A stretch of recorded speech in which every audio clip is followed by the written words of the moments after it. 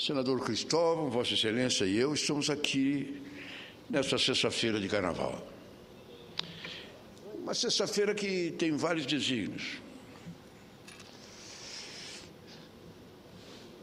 Estamos todos muito felizes porque foi salvo o Carnaval da Bahia. Havia uma interrogação, uma dúvida tremenda, mas o que vai acontecer com o Carnaval da Bahia? Foi salvo.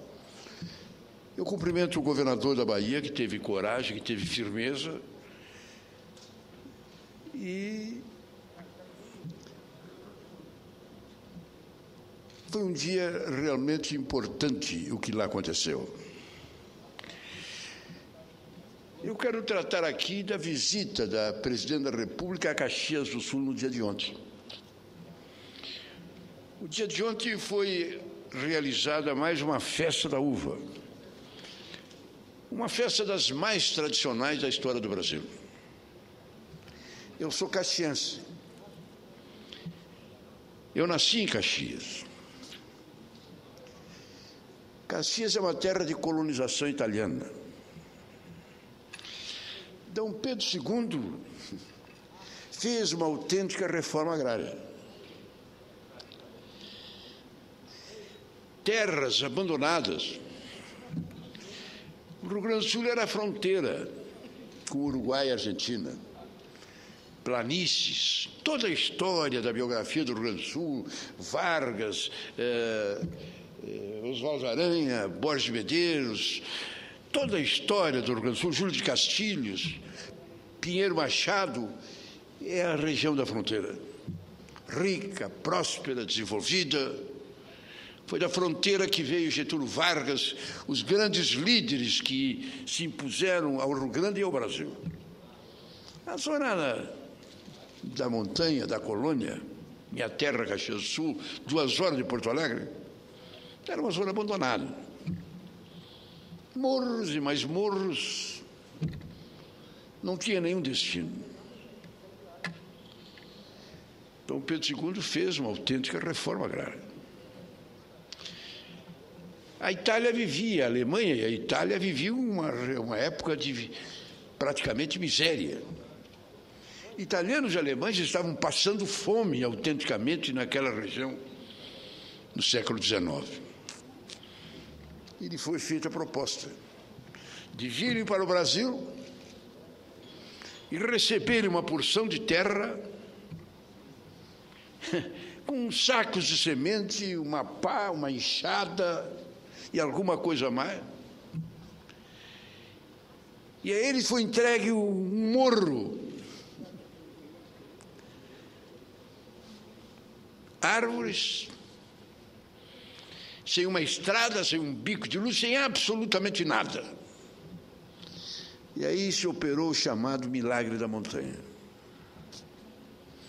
Hoje, a nossa zona sul e a nossa fronteira vive um regime muito duro de dificuldades. E essa região de colonização alemã e de colonização italiana vive uma das regiões mais prósperas de todo o Brasil. Essa festa da uva é a festa tradicional, que na Europa sempre existiu. É a festa da colheita. Depois da luta, do trabalho, do plantio, a hora que começa a se colher.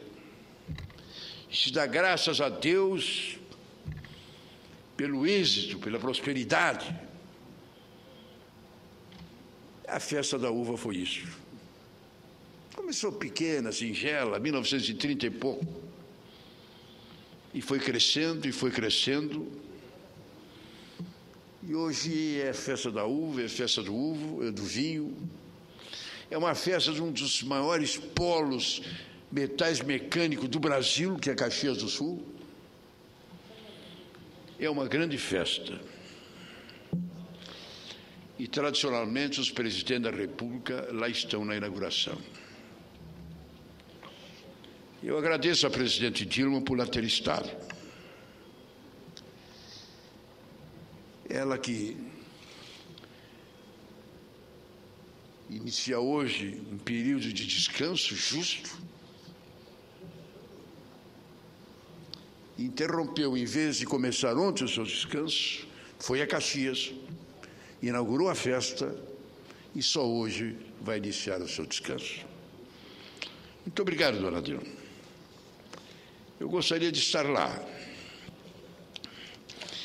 mas eu achei que ontem eu devia ter ficado em Brasília, porque ontem era o dia que o Supremo definiria a ficha limpa, como definiu. Uma votação mais do que se imaginava. Ontem foi definido. Ontem foi um grande dia. Ontem foi um dia que marcou o início de uma nova realidade.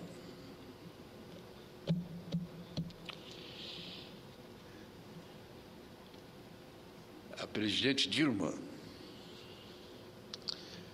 poderá, a partir de hoje,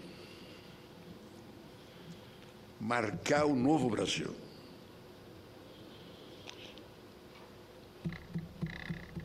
Nos meus 82 anos, desde criança, aprendi no colégio,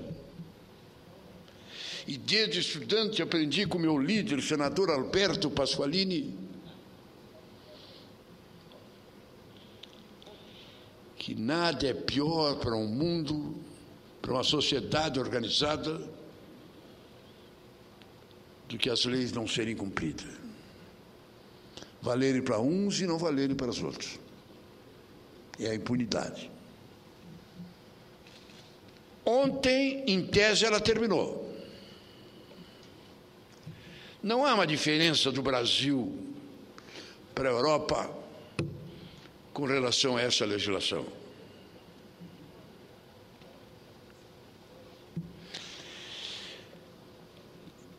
A presidente Dilma poderá aplicar para valer essa realidade.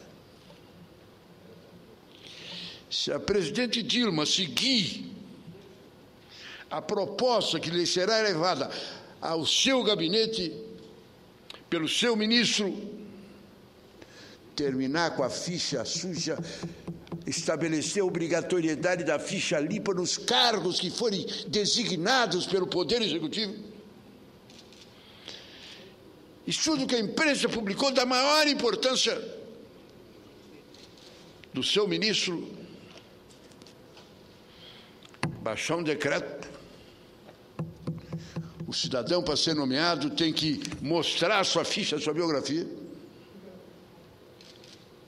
Ficha limpa e competência para o cargo que for necessitar.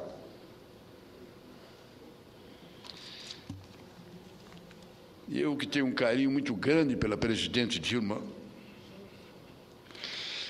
acho que se ela receber o seu ministro e fizer isso logo no início, porque aí sim, 1-0, o Supremo decidiu que o Conselho Superior da Magistratura tem autonomia, que a corregedora pode iniciar o processo, que não fique entregue ao corregedor regional, que, como diz o ex-presidente do Supremo, até as pedras sabem que ninguém faz legislação ali no conjunto, um contra o outro. O Supremo teve coragem. Foi um gesto excepcional do Supremo na sua própria carne. Talvez um dos mais importantes da história do Supremo. Segundo, ontem, quem diria que o ficha limpa passaria? Por imensa maioria na Câmara, por unanimidade no Senado. E ontem, tranquilamente, no Supremo Tribunal. Estava empate. Quando se designou a ilustre Patrícia do Rio Grande do Sul, que daria o voto de desempate, houve uma interrogação. O seu voto sensacional. Quando ela diz, o povo está dizendo aos 3 poderes, basta! E o seu voto foi nesse sentido. Normal, muita gente achou que ela deveria pedir vista. Afinal, ela recém tinha entrado. Todos os outros senadores tinham meses, anos debatendo, discutindo a matéria. Ela recém tinha entrado. Se pedisse vista, morreu o assunto dessa eleição. Não pediu. E o argumento dela foi de que o assunto era por demais conhecido. E ela se julgava em condições de votar. E votou. E votou como a gente esperava. E até o senador, importante senador, teve a grandeza de mudar o seu voto. Disse que era contrário, votou a favor. 2-0. A bola está com a presidente. A bola está com a presidente. Quando saiu nos jornais, eu aposto, garanto, duvido que a presidente da República vai tirar 3 membros da Comissão de Ética por causa de uma decisão que eles tomaram de investigar uma vida de não sei o quê. Mas duvido que a presidente vai fazer uma coisa dessa.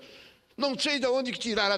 Aliás, até agora eu não vi lugar nenhum da boca dela. Dizem que a presidente. Não vi e duvido. Ela não vai tirar. Agora, o que ela pode fazer é chamar o seu ministro, que está com o estudo todo pronto, que só não levou a presidente porque não podia, ele achou, e eu acho que ele está correto, que não podia discutir a matéria quando estava sendo julgada no Supremo, pareceria uma intervenção da presidenta no Supremo, o que foi absolutamente correto. Agora não. Agora o Supremo decidiu dos dois lados, dele na corregedoria e a ficha limpa na classe política.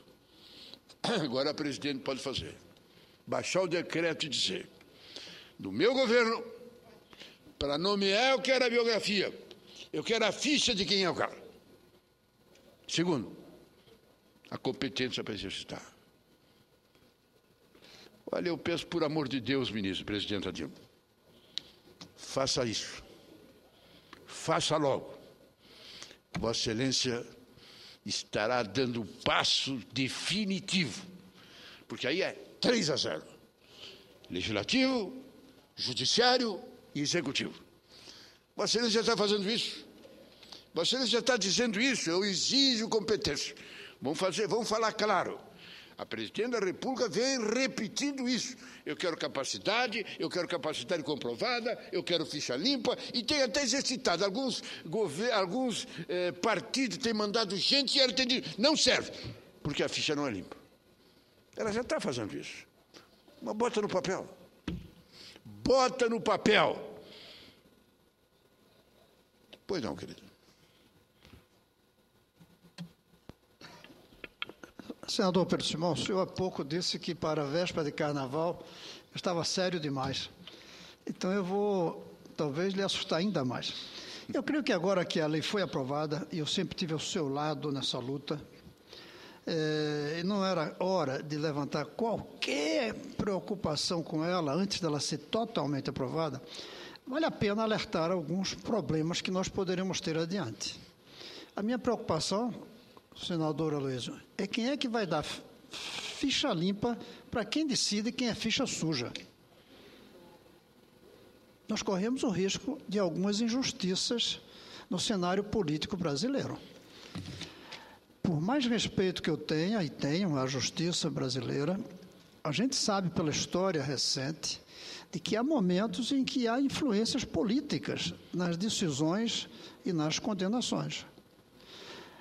E em alguns momentos é possível, eu acredito que será muito raro, que alguns casos de julgamento, de alguma maneira, sem muita firmeza, termine eliminando da vida pública diversas pessoas.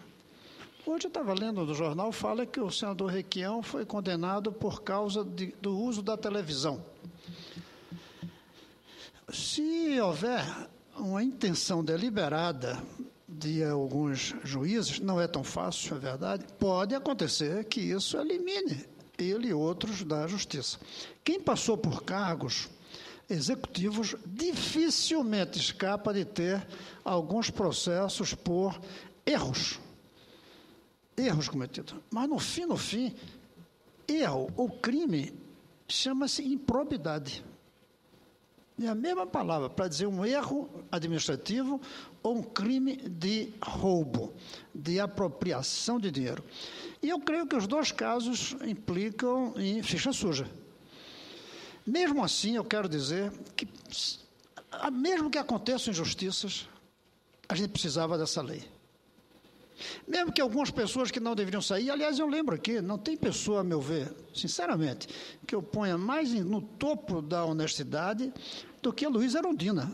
A Luísa Erundina foi condenada não só em segunda instância, ela foi condenada em todas as instâncias necessárias e teve que pagar uma indenização. Eu não vejo como considerar a Luísa Erundina uma ficha suja, mas pela legalidade, talvez sim.